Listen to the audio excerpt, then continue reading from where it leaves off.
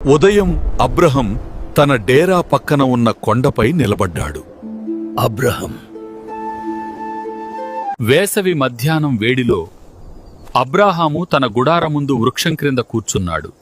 అప్పుడు అతడు 3 మనుష్యులను వారు భోజనం చేస్తుండగా ఒక అతిథి అడిగాడు, నీ భార్య శారా ఎక్కడా? అతడు చెప్పాడు, 1 సంవత్సరం తరువాత తిరిగి వస్తాను. అప్పుడు నీ భార్య శారా కుమారుని కనును. 1 సంవత్సరం తరువాత సారా కుమారునిని కనింది.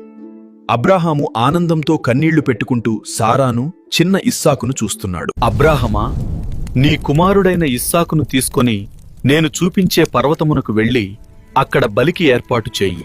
అబ్రాహాము మరియు ఇస్సాకు నిశ్శబ్దంగా పర్వతంపైకి నడుస్తున్నారు. నాన్నా, బలి పశువు ఎక్కడా? దేవుడే ఏర్పరచును.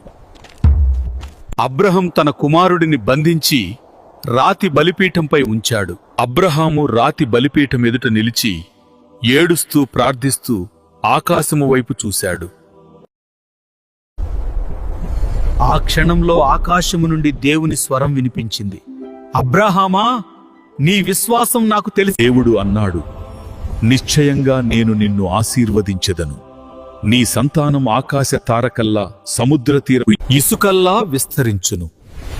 నీ సంతానం శత్రువుల గుమ్మములను స్వాధీనపరచును.